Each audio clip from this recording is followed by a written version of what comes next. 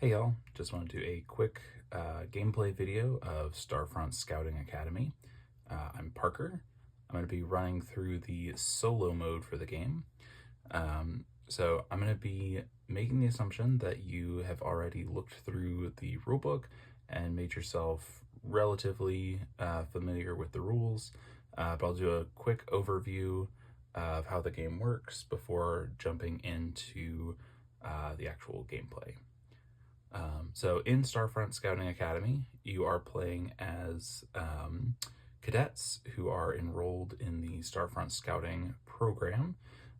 You are going to be learning all about space travel and exploration, specifically about planetary exploration, excuse me.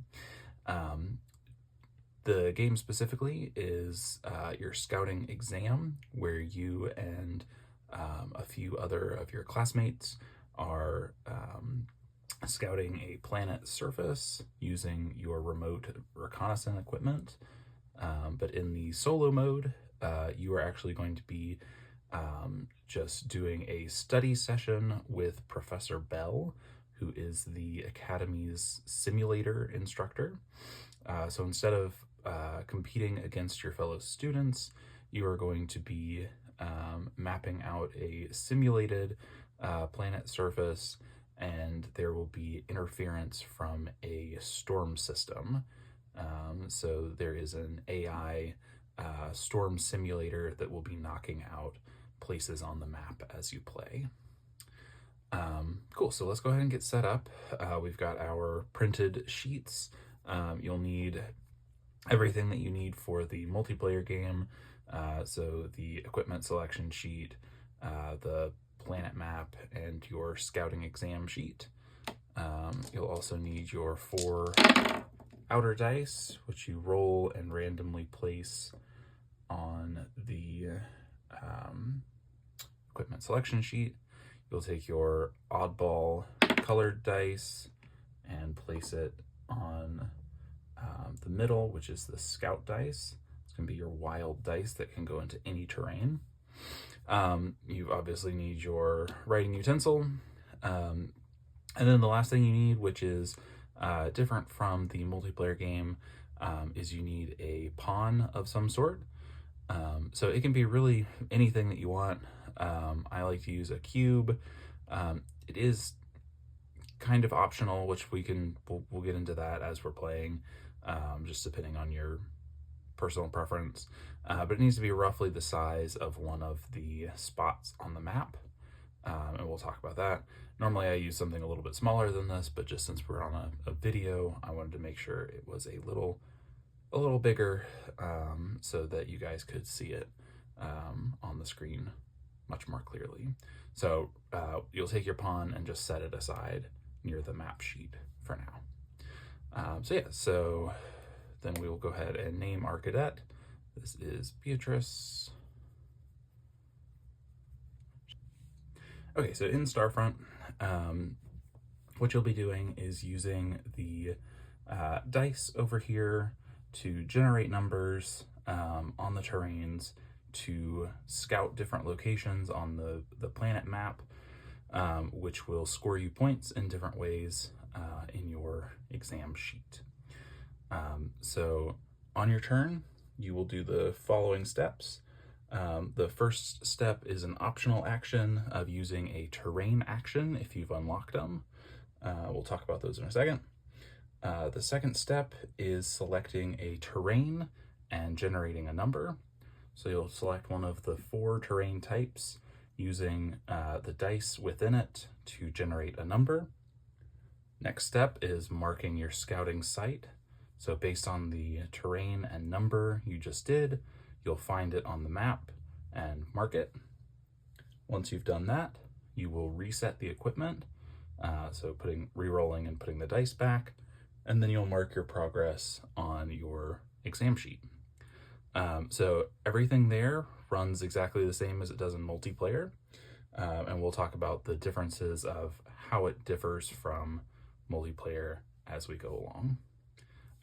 So I want to do a quick just overview of how the terrain generator works, and then take a quick peek at the scouting exam sheet, and then we'll get started.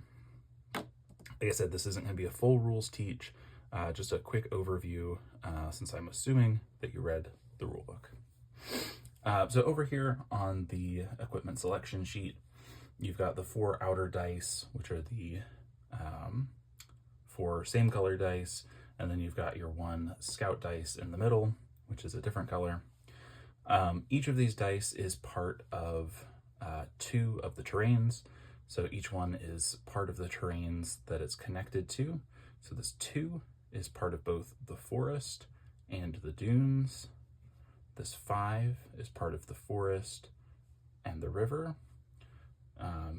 River, mountain, mountain, and dune. So keep that in mind.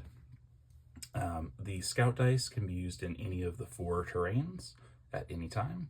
However, when you use it, you do have to mark off one of the 5 scout dice boxes. You can continue using it even if you mark out all of them, but any unused ones at the end of the game will give you some bonus points. So it's not a penalty to use scout, but if you refrain from using him, you do get extra points. So each of the terrains generates a number in a different way. So we'll just go around here. So the forest just adds 2 dice together. So these 3 dice are part of the forest. So I could generate a 7, a 7, or a 10. Now you'll notice that all of the numbers on the map are single numerals. So anytime you have a 2-digit number, like a 10, 11, or 12, you're going to drop the first numeral, so the 1, and just take it for its second number. So a 10 becomes a 0, an 11 becomes a 1, and a 12 becomes a 2. So in this case, I could do a 7, or a 0 for the forest. Okay, over to the river. So the river, this is a really bad example, but with the river, you can take a single dice of any number, or you could take 2 matching dice. So in this case, I have a prime example of being able to take a 5 or taking 2 5s. So in that case, you can actually mark 2 spots on the map at the same time, which is pretty powerful. Up here on the mountain, you'll simply be taking 1 dice and adding 5 to it. So again, this is a really bad roll. There's just a lot of 5s on the board right now. So you would take one of these 5s, add 5 to it, which would be 10. So the same case as what I said earlier about the forest.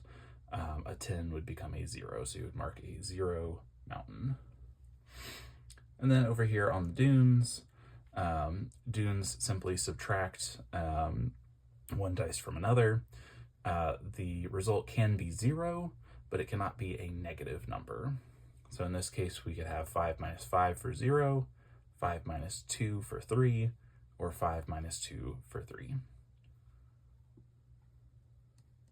I know it seems like a lot of math, but once you get moving in the game, it does stay pretty snappy. You're looking specifically for what you want on the map and using the dice accordingly.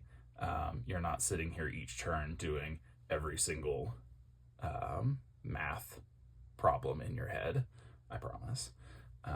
So let's actually take a look at our exam sheet, and then we'll get started. So when you mark a number on the board, you're going to record your progress over here. So depending on what number you wrote, you will put a tally mark in the specific number that you marked. In the multiplayer mode, you're going for majority in each of these sections. However, since you are just in the simulator and not against other cadets, you're going to be using the solo mode scoring, which is notated down here at the bottom. So you get 1 point per number set and 1 point per tally in your biggest number set.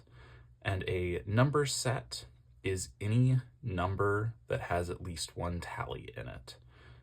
So essentially, every time you mark a number, that will add, mark a new number, that will add 1 to your points. So you can get up to 10 with that part, and then 1 point per tally in your biggest number set. So whichever one you have the most of will give you 1 point per tally in there.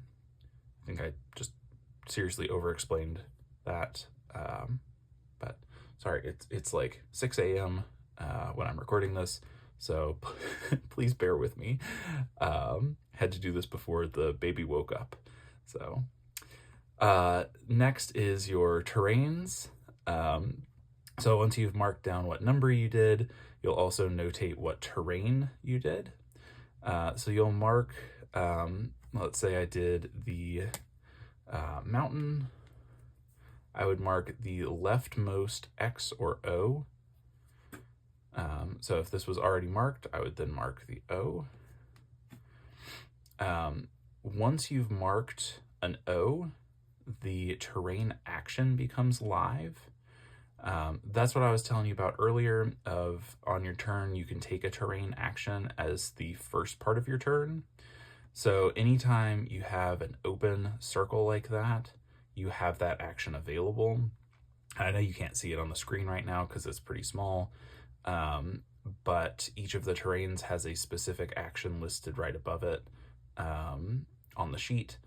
So the mountain, if I fill this in on my turn, showing that I've used it, this would let me set 1 dice to any number. The dune lets me re-roll 1 to 4 of the outer dice once each. The river lets me swap any 2 outer dice, and the forest lets me mark the same number and terrain again, which is really strong. So that's how the terrain actions work, is you unlock them as you go, and then you can spend them if you want. Any of them that you don't use, that you've unlocked by the end of the game, you do get a single point for each of them, but they are typically worth quite a bit when you use them effectively throughout the game. But yeah, so you'll just be marking what you've scouted on the board. At the end of the game, for each of the terrains, you will get points if you reach at least 4 marks in each of them. So for 4 marks, you'll get 3 points. If you get all 5 marks in a terrain, you'll get 5 points. And that is notated with the little stars within the circles, but it is also written right there in bigger text. The next type of scoring that you'll check at the end of your turn is the patterns. So if you've completed a pattern, you will go ahead and circle the trophy. In multiplayer, it is a race to complete the patterns. The first player to complete it gets the gold trophy. All other players that complete it after that can just score the silver trophy. In solo mode, you're just always going to score the gold trophy. And we'll talk about how the storm works here in a second. So that's what you'll be marking at the end of your turn.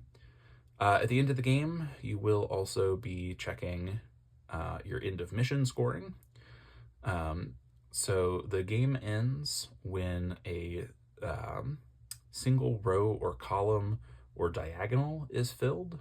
So when any 2 sides are connected, either by a column, a row, or corner to corner. So once that happens, you'll move to end of mission scoring. So you get 1 point per mark in your biggest connected group. Spots are only connected if they are connected if they share 1 side. So diagonally connected does not count. They have to be connected on their sides. You do get 3 extra points if you have the biggest connected group, or are tied for the biggest. You get 1 point per mark in the line that finishes the game. You get 1 point per unused terrain action, and you get 1 point per unused scout dice box. So those are all pretty self-explanatory, and we'll do our end of mission scoring once we get to the end of the game. But yeah, so let's talk about how the storm works. So the storm does not collect points. It is literally just wiping out spots on the map. So you don't have to worry about upkeeping a separate sheet or anything like that. Like I said, so like the majority scoring for the numbers, and then like the race for the patterns do not matter in the solo mode. It can beat you for biggest connected group. Obviously, it just does not score points for it. It just denies you those 3 points. So in the solo mode, you are essentially just going for a high score rather than trying to beat someone else's score, because you're training and trying to get better so that when you do take your final exam, you are that much more prepared for it. Okay, so I've been chattering about the overview for way too long, so let's just go ahead and hop in. You're going to be taking your turns as usual, like you would in the multiplayer game, but instead of it going to another player, you're going to activate the storm simulator after each one of your turns using the dice that you did not use. So instead of just explaining all of it, I'm just going to jump in and show you how it works. So on my first turn, I am going to, I have no terrain actions, so I will skip step 1. Step 2, I'm going to select a terrain and generate a number. I'm going to select the river, and I am going to go ahead and take those 2 5s. So it lets me take 2 dice of equal value. So I'll take the 5 here and the 5 here. So any dice that you did not use get moved just right next to their boxes. Just leave those there. I'm going to go ahead and I marked my spaces on the terrain sheet, or on the planet map. And now I'm going to mark my exam sheet. So 2 5s. I marked 2 rivers. Did not get any patterns. Okay, so now the way that the storm works, it's going to use the dice that I did not use to mark on the board. So I probably shouldn't have used the river as my first example, but we're going to go with it. So you are going to move that many spaces in that direction. So if this was a compass, this would be east and this would be north. So I would be doing 2 spaces over to the east and 5 spaces up to the north. If you mark multiple spaces in a single turn, you can choose which of them is the base, but if you were marking a single space on your turn, it would just be based off of that. So I'm going to use this one as my base. So you will take your pawn and place it on there, and then you'll take and go 2 spaces east. So 1, 2, you're gonna exit, and then 5 spaces north. So 1, 2, 3, 4, 5, and exit. Okay, then you'll pull the pawn off and set it aside. Okay, you'll go ahead and re-roll and place those dice back on the sheet. You'll take the dice that you used, re-roll them, and place them back in the sheet. Now, when you place dice back on the sheet, you do put them back in ascending order clockwise. So going this way, it would be the 2, then the 4. Since those ones are equal, they just go back where they belong. But yeah, that is the storm's turn. The storm is going to be taking at least 2 spaces each time it goes, and it's dependent on how many dice you've taken, because it always uses whatever's left over. Cool, so let's go on to the next turn. All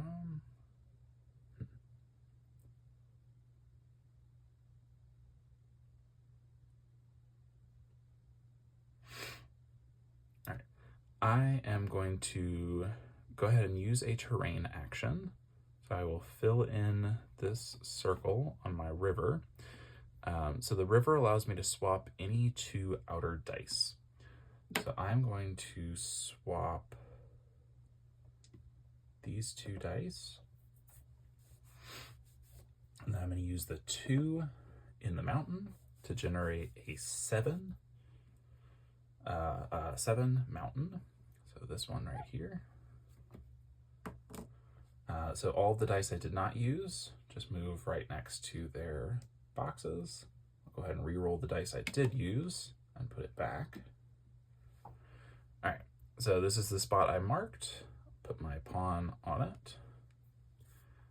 And now I will go ahead and activate, I will go ahead and mark my scouting exam sheet. I did a 7, I did a mountain, and I did not do any patterns. Okay. So based off of this, I will go north 1 space and exit. I will go east 1 space and exit. I'll go south 4 spaces.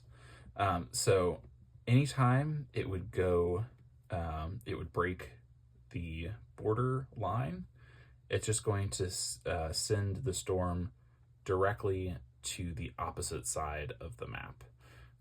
So being right here, it's going to go 1, 2, 3, 4. Okay. Move our pawn off of the sheet. Okay, we'll go ahead and re-roll the 3 dice that the storm used. Put them back in ascending clockwise order. These dice are busted. Why are we getting so many 5s? It is back to my turn. All right. I really can't pass up on all of these 5s in the river. All right, so I'm going to do 2 5s in the river again. However, I am kind of running out of 5s on the board. Okay, so we'll do this one and this one. Okay. So the dice that we did not use get moved out. Reroll the ones we did use. Put those back. All right. We marked 2 5s. We marked 2 rivers, which unlocks another river terrain action. And like I said, when you mark 2 spaces on a single turn, you get to choose which of them gets the pawn placement. So I'm going to put it on this one. And then we'll go 4 north. So 1, 2, 3, 4. And 5 east. 1, 2, 3, 4, 5. Pawn off. And then re-roll those dice.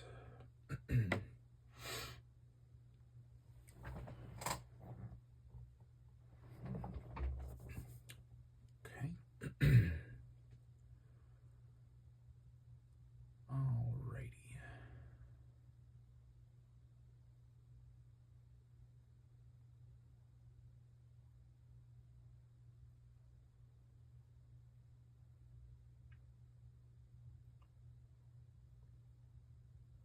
Alright, we will generate a 5 forest. So the forest is 2 dice added together. So 3 plus 2 is 5.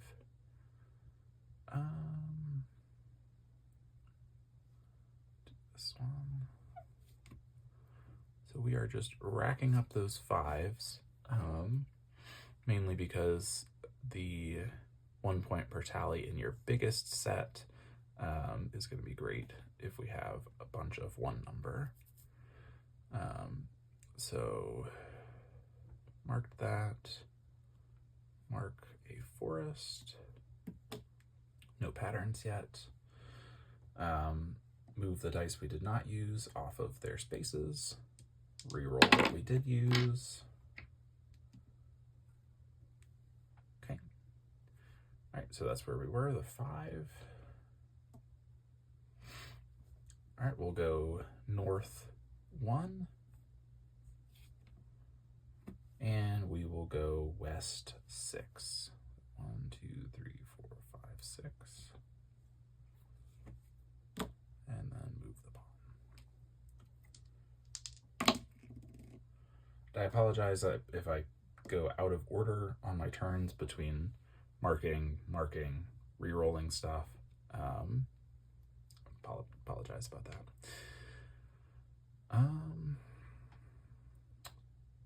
Okay. I am going to use the scout dice in the dune. So it'll be a 3 dune. So 5 minus 2 is 3.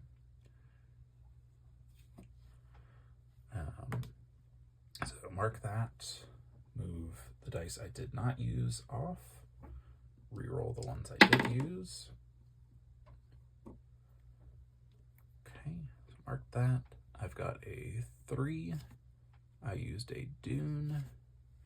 And I did complete a pattern. So this first one right here, 3 by 3 square. So this, and this. So I'll go ahead and just circle the trophy to mark that I've done it. You could only complete a pattern once. So even if I completed it a second time, I would only still get the 5 points. So let's go ahead and activate the storm simulator. Place the pawn on the 3. So it goes north 4, 1, 2, 3, 4, and west 2, 1, 2. The pawn off. Reroll the storm's dice. Alrighty.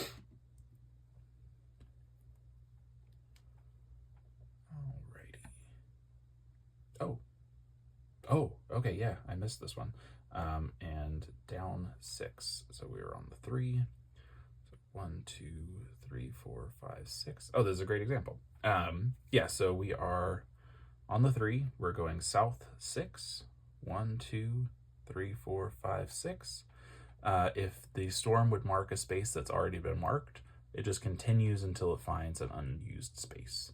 So it would just go to the next space. Wow, glad I got that. And that is why you move them slightly off, so that you catch things like that and don't cheat. Okay. Alrighty, let's see, what does that give me?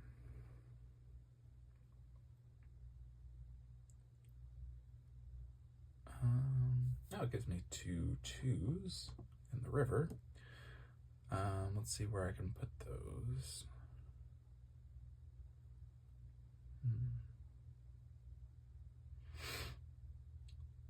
Let's do a 2 and a 2. Yeah. So we'll move those off. Reroll those. Mark 2 2s. 2 rivers. So once you've filled up a terrain's track, you can continue marking it on the board. You just won't need to mark any additional ones on the track since it is completely full. Yeah. All right. So I said at the beginning of the game that the pawn is optional. If you do not feel like placing a pawn every time you do a mark, you can simply point with your non-dominant hand if that is easier for you.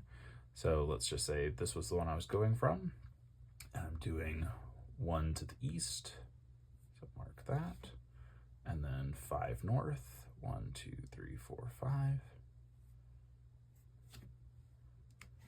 It's just a little less upkeep, but I know some people like having the pawn because it makes it a little bit easier visually, but yeah, sometimes you either don't have a piece to mark, or you just prefer to just do like that. So that's why I say that the pawn is optional for the solo mode. Cool. Let's see. Where are we going next?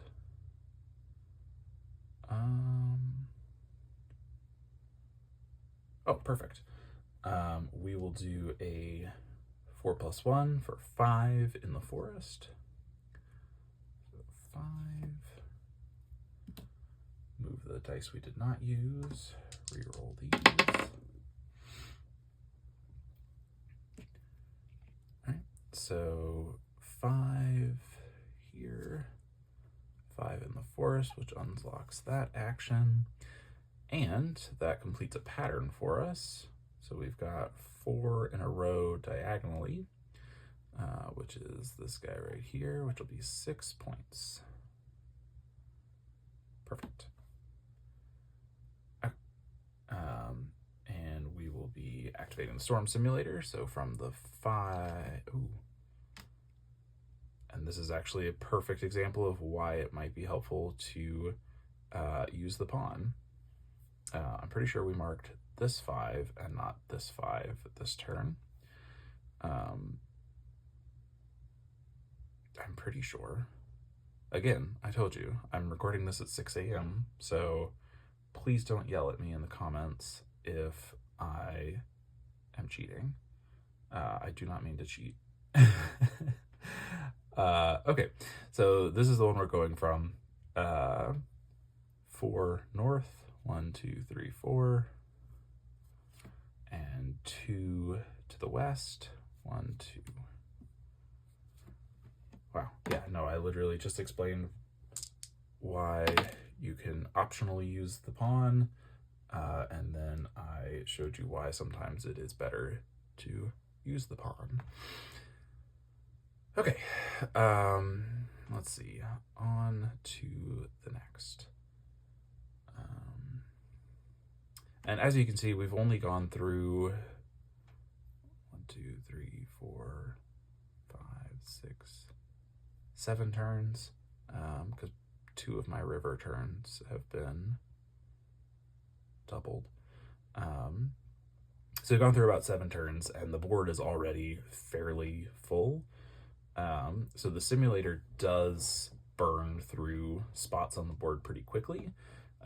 So typically you are having to speed through your strategy a little bit more than if you're playing multiplayer, unless you're playing with more aggressive players, depending on your friend group, I suppose. So you'll have to stay on your toes as you're playing the solo mode. It's a bit more puzzly, especially for completing the patterns. It can be quite difficult. All right, so let's go for a 9 mountain.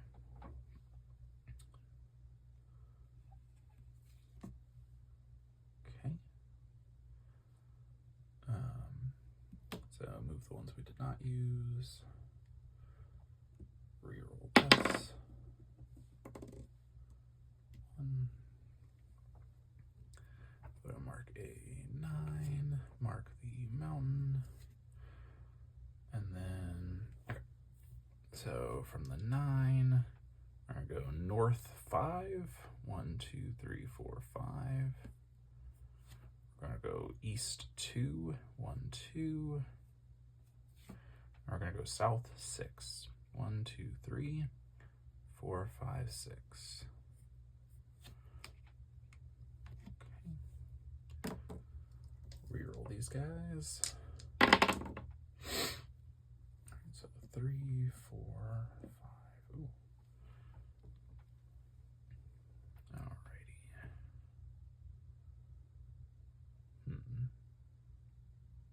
Okay. I will use the scout dice on the dune. So 3 minus 1 for a 2. 2. move these off of here, reroll used. I just realized I have used the scout dice once already and I have not marked it. So I will mark that one, and then I did just use it again, so I will mark it a second time. Again, have not had my coffee yet. Please forgive me.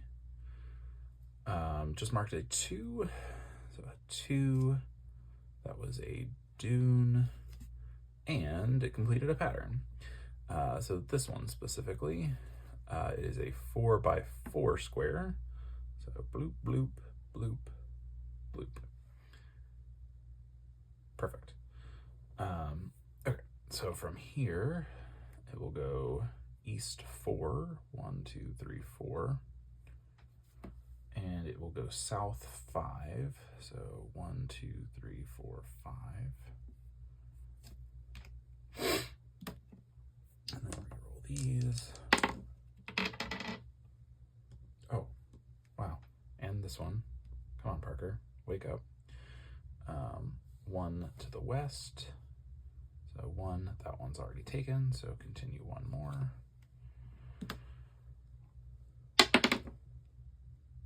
so 2, 4, 4.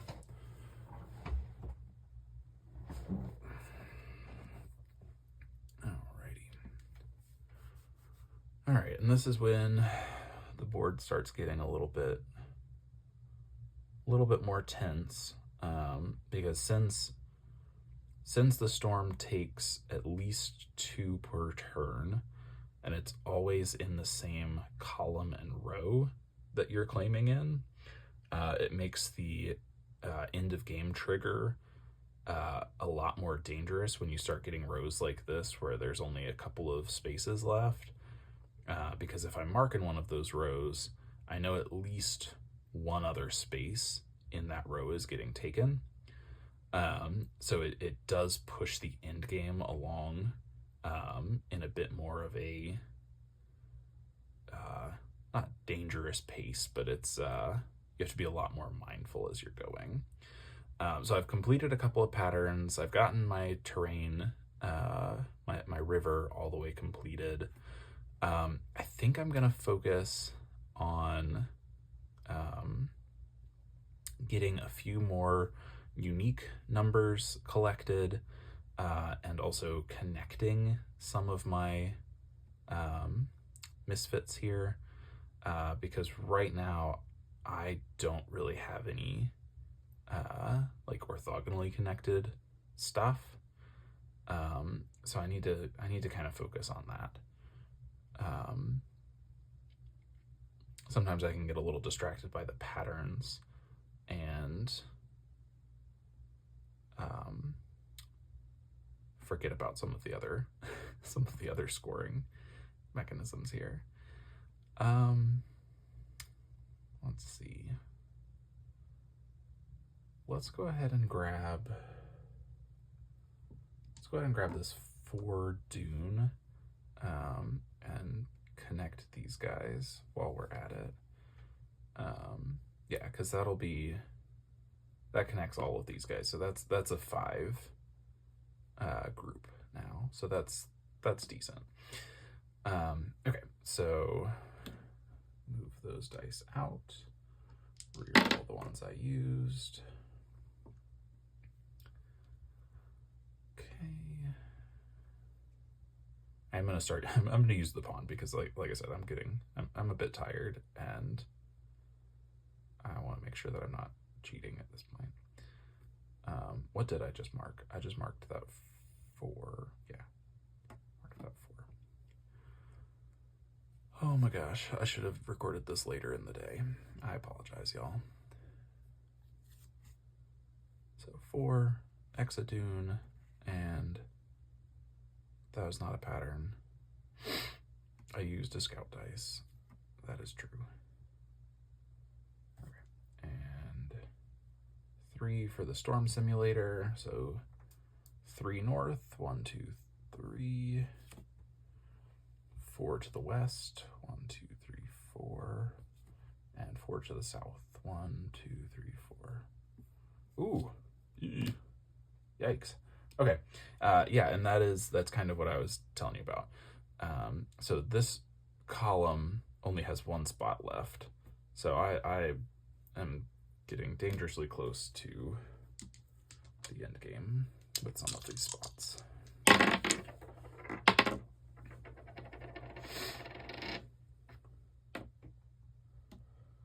Oh, these dice need to chill.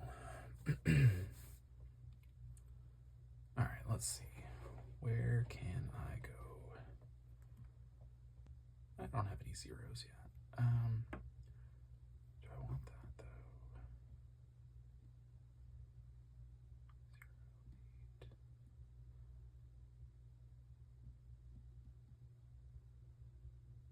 Yeah, okay.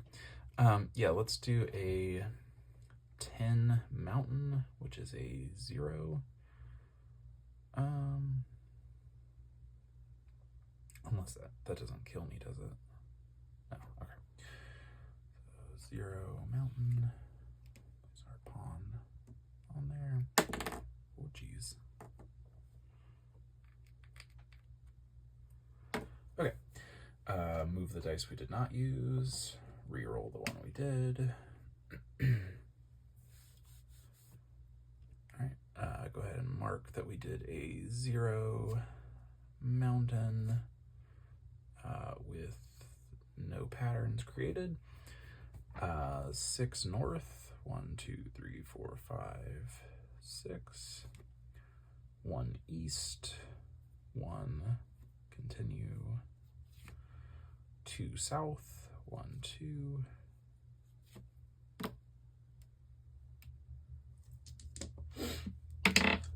Oh, jeez. Come on. Oh my gosh. Get it together, Carter.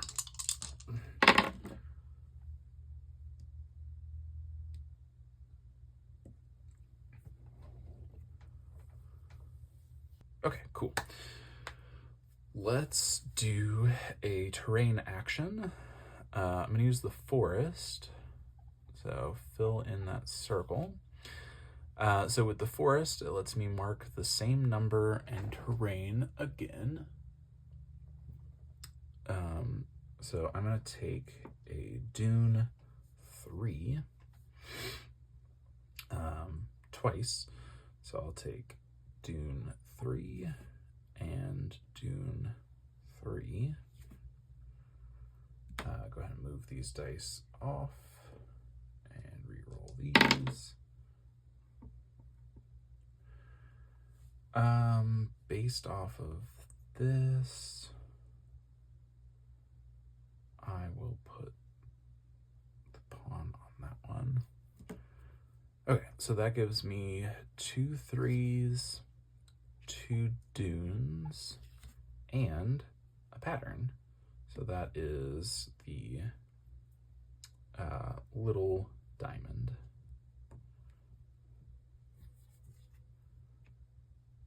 And I did use the scout dice, so I'm pretty much tapped out on those bonuses. So, okay, so 1 north, 6 west, 1, 2, 3, 4, 5, 6, and slide, and 6 south. 1, 2, 3, 4, 5, 6.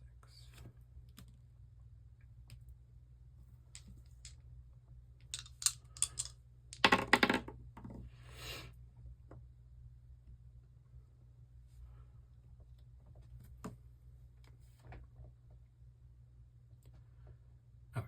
Well, I feel pretty satisfied.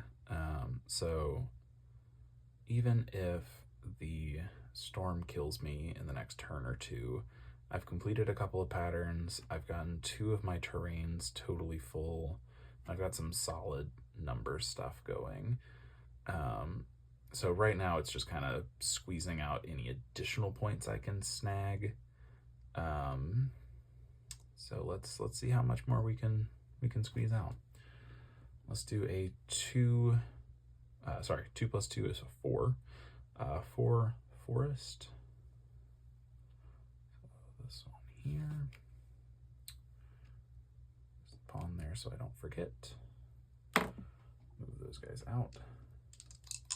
Yeah, so with the Storm Simulator, sometimes it is stronger to take like the forest and the dune because you're eating 2 dice and the storm only gets to use 2 dice. Whereas with the mountains and the river, if you're only taking a single dice, that means the storm is going to hit 3 spaces. Or God forbid you just use the scout dice and it hits 4 spaces. So you're trying to weigh which terrain you want to use and how much it impacts what you're getting on the board, but also what the storm is knocking out. So definitely be careful as you're scouting with the simulator. I don't think I marked for this, so I did my 4. Yeah, I did not mark for that yet. 4, and that was not a pattern, right? No patterns. 6 north, 1, 2, 3, 4, 5, 6. And 3 west, 1, 2, 3, and slide.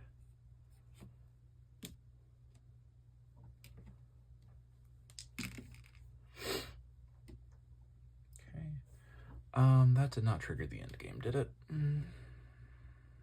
No. Okay.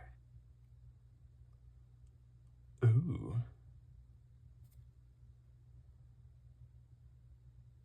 Ooh. Oh, nice. Okay. Cool. I'm going to use a, sometimes things work out. I'm going to use a mountain action to set a dice to any side. So I'll set this to a 5, and I'll use a 5 and a 4 to make a 9 forest. Move these off, reroll those. All right, so we'll go ahead and mark for these, or we'll do our score sheet first. Excuse me. So 9 forest and a pattern. So 9 2 5 4 3. That is this fancy V pattern. And with the patterns, they can be rotated as well. So the V can be a C or an A or a whatever. Yeah, that I was not planning that, but that was serendipitous. Yeah, so 6 north, 1, 2, 3, 4, 5, 6, and then it just keeps going until it finds an open spot. And then 5 west, 1, 2, 3, 4, 1, 2, 3, 4, 5.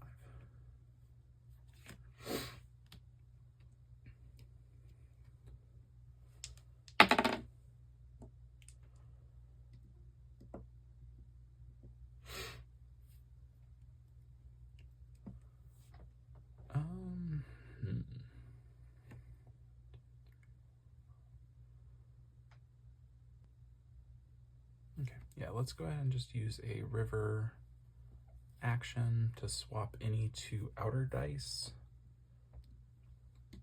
I'll use this 6 and 3 to make a 9, and that will just end the game. So 9, you still record what you got, so that does finish out my forest guys over there. I don't think I completed that last pattern, but yeah. Okay, cool. So let's go ahead and move to scoring. So that triggered the end game because this line is now completely full. You do go ahead and finish out, the simulator's turn. So it would mark 2 to the west and then 3 to the north if it was able, but it is not. And that's specifically for the biggest connected group thing, but it's definitely got me beat, so I almost forgot it. Okay, so let's go ahead and run through here. 1 point per number set. So I've got 1, 2, 3, 4, 5, 6, 7 of the number sets. And that's unique number sets, so I did not collect 1, 6, or 8. So I got 7 out of the 10. 1 point per tally in your biggest number set. So it looks like it is 5, the number 5, with 6 tallies, so 6 points. So I got 13 here. Let's scooch this a little bit so you can actually see. I'll just... Right. That's better. You can still see that? Okay. Okay, so 13 points on the number sheet. For the terrains, you get 3 points for 4 marks, 5 points for 5 marks. So for the mountains, I got 0. For the river, I got all 5. For the dune, I got 5. For the forest, I got 5. So I got a total of 15 in there. Let's see, for the patterns, I got 5 plus 5 plus 6 plus 6 plus 8. So 5, 10, 16, 22, 30. Okay, and then end of mission scoring. So 1 point per mark in your biggest group. I think my biggest group actually changed because it was this one for a while, but I think it's this now. Yeah, 1, 2, 3, 4, 5, 6. So like I said earlier, diagonal does not count as being connected. It has to share a side. So it is just 1, 2, 3, 4, 5, 6. 3 points if you have the biggest connected group, which I absolutely do not. He's got me beat with 1, 2, 3, 4, 5, 6, 7, blah, blah, blah, blah, blah, blah, blah, blah, blah, that whole mix there. So 0 for that. 1 point per mark in the line that finishes the game, which is actually decent. 1, 2, 3, 4, 5, 6. Right, I did count that right. 1, 2, 3, 4, 5, 6. Yeah, 6. 1 point per unused terrain action, which would be 1, 2, 3, 4, 5, 6. And then 1 point per unused scout dice box, which I did still have 1 scout unit left. That's something. All right, so let's do some quick math in our head, which, okay. 13 plus 15, 28, plus 30 is 58, 64, 60, 66, 67. 67, look at me, I did it. I did the math. All right, so let's present our score to Professor Bell. So there's a ranking system at the end of the rule book that will tell you how you did. 67 is a C plus efficient examining. Efficient examining. Fantastic. C plus, that's better than I did in actual school, so I'll take it. Perfect. If you get an 85 or higher, that's considered an A plus, which is Valiant verifying. But as long as you're above like 60, you're doing all right. But yeah, I hope you guys enjoyed this not very good tutorial and playthrough. But yeah, if you have any questions that were not resolved from watching this playthrough, please let me know. Just reach out via social media at Shiny Pigeon Games on all the places, or you can email me at parker@shinypigeongames.com. But yeah, enjoy the game and have fun scouting.